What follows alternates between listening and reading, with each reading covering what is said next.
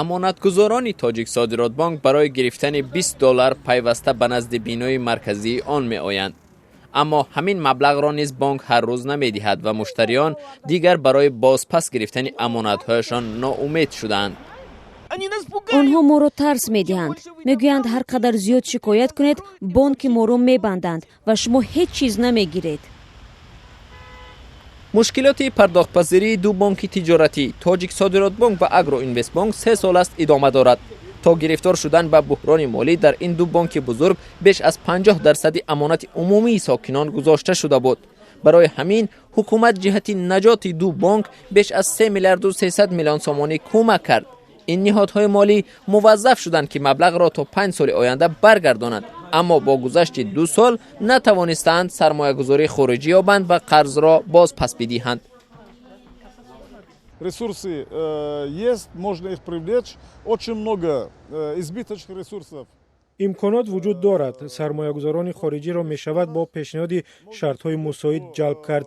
تنها حکومت و بانک‌ها باید فعال باشند. Требуется только активность более высокая со стороны банков и поддержка со стороны правительства. سرمایه‌گذاری خارجی برای برون رفت بانک‌ها از مشکلات می‌تواند کمک کند. وجود چنین مبلغ گذارها تا اندازه اعتماد مشتریان را برقرار کرده بازپس گرفتن امانت‌ها را کاهش می‌داد. اما کارشناسان میگویند احتمالاً این بحران را به طور سنئی به درازا می‌کشند تا بانک‌هایی که به نزدیکان افراد بلند مقام تعلق دارند امکانات خود را با تاجیک صادرات بانک و اگرو اینوست بانک گرفتار مشکل برابر کنند. بانک‌های خارجی هم وضع نظام بانکی را می‌آموزند و حالا کم نفران پیدا می‌شوند که برای تشکیل بانک هوسمند باشند. تلاش حکومت برای محدود کردن حضور بانک‌های خارجی در تاجیکستان به سیاست حمایت بازار و نظام بانکی داخلی وابسته است. فکر من این یگان جای بدی ندارد.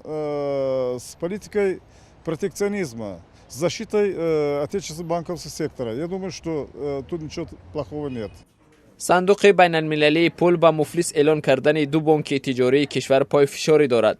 این یکی از شرط‌های سازمان به تاجیکستان برای دریافت 300 میلیون دلار قرض است. اقتصادشناسان پیش گذاشتن چنین طلبات را به آن وابسته می‌دانند که این دو بانک نشاندادهای عمومی نظام بانکی را در تاجیکستان بد نشان می‌دهد. فعلا بانک‌های دیگر بجز از تاجیک صادرات بانک و اگرو اینوست بانک نشانداد خوب دارند.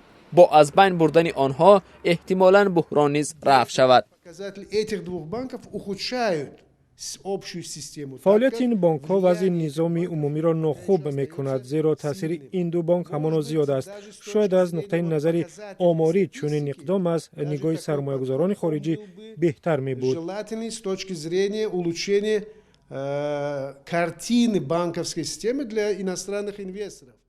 اقدام های بعدی چی خواهد بود کارشناسان حدس زدن نمی توانند.